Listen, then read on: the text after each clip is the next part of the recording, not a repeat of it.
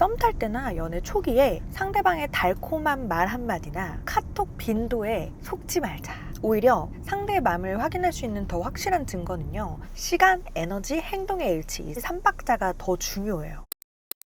다정이들 안녕. 오늘도 이동하면서 다정이들이랑 두런두런 수다를 떨려고 합니다. 다정이들 왜 살다 보면 그런 순간들 있잖아요. 나는 정말 선 넘지 않고 내가 할 수 있는 최선의 예의를 지켰는데 상대방은 나의 예의와 배려를 보고 만만한 사람이라고 착각을 할 때, 이 사람이 나를 은근히 쉽게 보네? 라는 그런 촉을 받을 때가 있어요. 오늘은 내가 굳이 표현하거나 화를 내지 않아도 상대가 알아서 나를 존중하고 반대로 좀 눈치를 보게 만드는 아주 깔끔하고 우아한 인간관계에 대해서 얘기를 해볼 거예요. 그리고 우리 인생에 가장 중요한 게 제가 뭐라고 했죠? 러브, 사랑입니다. 썸과 연애하는 단계에서 내 가치를 절대 깎이지 않는 방법도 이야기해 볼 거예요.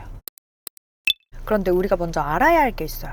사람들이 나를 만만하게 보는 건 내가 부족해서가 아니거든요. 오히려 상대가 나의 친절을 당연하게 생각할 때 그 조짐이 오는 겁니다. 인간관계에서 가장 위험한 게 뭔지 아세요? 이 사람은 뭐 화 안 내니까, 이 사람은 받아줬었으니까, 이렇게 나의 경계선을 무단 침입하는 사람들이에요. 심리학자인 치알디니가 이런 말을 했거든요. 우리가 남들에게 무조건 맞춰주고 다 받아줄 때 상대방은 오히려 나의 친절을 권리로 생각하고 나중에는 고마움조차 느끼지 못하게 된대요. 내가 먼저 나를 소중하게 대하지 않으면 남들도 나를 함부로 대할 권리를 가진 것처럼 행동한다는 거죠. 그리고 심리학자 브레네 브라운도 이런 말을 했어요. 나의 근방으로 경계선을 명확히 세우는 것은 내가 다른 사람을 얼마나 사랑하는지 혹은 내 자신을 얼마나 존중하는지 보여주는 가장 확실한 증거다라고 말을 해요. 그러니 선을 적절하게 그어주는 건 남을 밀어내기 위해서가 아니라 나의 내면의 에너지를, 나의 정신 건강을 지키기 위한 가장 우아한 방어인 거죠. 좀 무례한 사람이나 나의 경계선을 넘나드는 사람들이랑 저희가 멱살 잡고 싸울 순 없잖아요. 좀 품위를 지키면서 나도 계속적으로 화를 내지 않으면서 상대방이 스스로 내가 선을 넘었구나 하고 먼저 깨닫게 만드는 실전 팁 3가지를 알려드릴게요. 첫 번째로는 즉각적인 피드백입니다. 우리가 불쾌한 말을 들었을 때 그 자리에서 표정이 굳거나 싸해지거나 상대방에게 무안을 주는 게 아니라 눈을 이렇게 마주치고 건조하게 한마디 하는 거예요. 그 말은 좀 선 넘었다, 그치? 그 말은 좀 기분이 나쁜데? 이렇게 감정을 쏙 빼고 멘트만 하면요, 상대방은 충분히 이해합니다.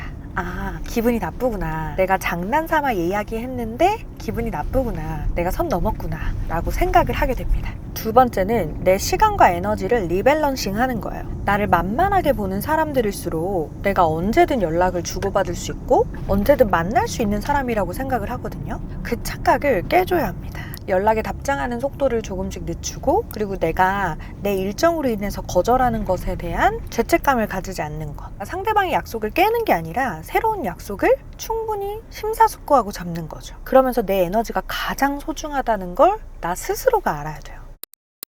세 번째는 적당한 거리두기입니다. 소노야코의 적당한 거리를 둔다라는 책도 있거든요. 사실 가장 무서운 복수는 불가같이 화를 내는 게 아니라 무관심한 겁니다. 내가 불같이 화를 내는 것도 그만큼 사랑하고 관심 많고 서운한 거예요. 근데 말이 통하지 않는 사람들에게 시간을 많이 쏟는 건 멍청한 짓입니다. 우리가 어떤 기분 나쁜 사람한테 한번 꽂히잖아요? 그러면 내내 그 사람 얘기만 하거나 그 사람 생각만 납니다. 그런데 하등 도움되는 게 없거든요. 그냥 조용히 내 삶 반경에서 상대방을 생각하는 생각의 지분을 조금씩 줄여가는 거예요. 내가 사랑하는 사람을 붙잡고 내가 그 기분이 나빴던 일화나 싫어하는 사람 얘기를 주구장창한다고 나와 내가 사랑하는 사람에게 크게 도움이 되지 않는다는 것. 그거를 스스로도 알거든요. 근데 이게 감정 컨트롤이 안 되는 거죠. 나의 마음이 서운했고 나의 마음이 상처받았으니까 그것을 토로하면서 상처를 치유하고자 하는 또 방법이고 방어일 수 있을 것 같은데, 나의 관심과 에너지와 시간을 거두는 것이야말로 진짜 지혜로운 방법인 것 같아요. 약간 통달하듯이. 그래서 명상을 되게 많이 하거든요. 그 명상을 하게 되면 우선 생각을 비워낸다고 하잖아요. 잔존에 있는 부정적인 생각은 비워내야 새로운 것들을 채워넣을 수 있는 것 같아요.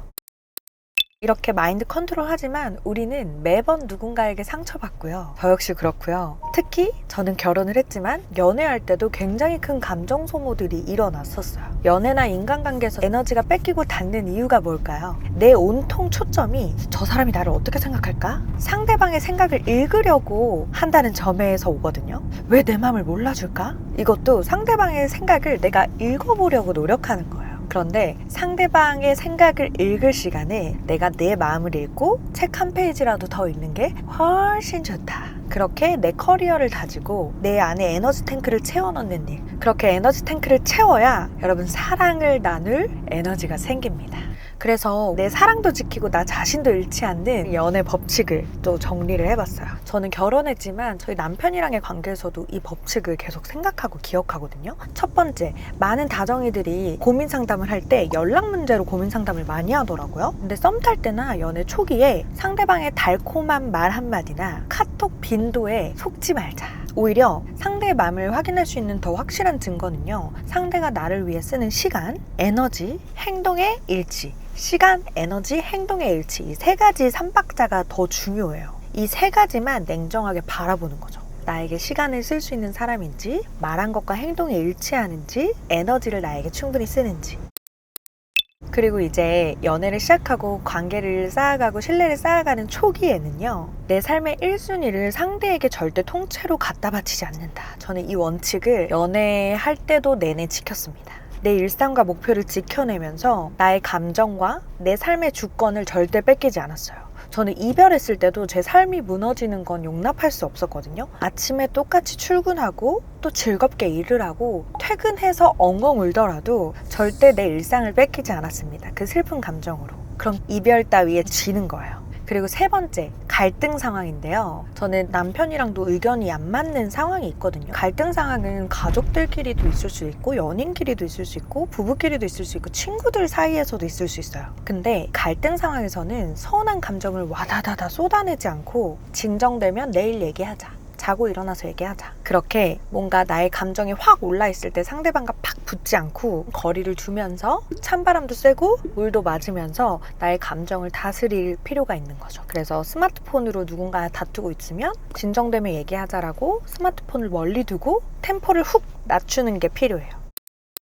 네 번째, 관계의 기준인데요. 저 사람도 과연 날 좋아할까? 이 질문 자체는 나를 을로 두는 거예요. 이 을의 질문 대신 이 사람이 내 인생에 긍정적인 자극을 줄 수 있는 사람인가? 나에게 도움이 될 수 있는 사람인가? 이 사람 태도를 존경할 수 있나? 이러면 질문의 전제 조건 자체가 달라지죠. 나만의 기준점을 세워두면 나의 주체성과 그리고 나의 중심을 잃지 않을 수 있습니다.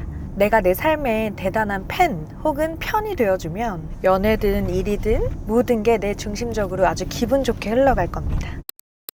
우리의 시간은 유한하잖아요. 누군가에게 건네는 다정함과 사랑의 감정도 유한합니다.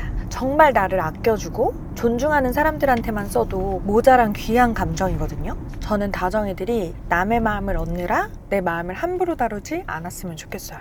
남의 마음을 챙기느라 닳아버린 에너지를 전부 나를 성장시키고 사랑하는 데 쓰기로 약속해요. 그리고 댓글로 여러분들의 생각도 많이 남겨주시면 저도 여러분들과 생각을 나누면서 한 단계 더 성장하는 사람이 될 수 있을 것 같아요. 서로 배우고 귀감이 되고 같이 나이 들어갑시다. 우리는 다음 드라이브 토크에서 또 만나요. 안녕.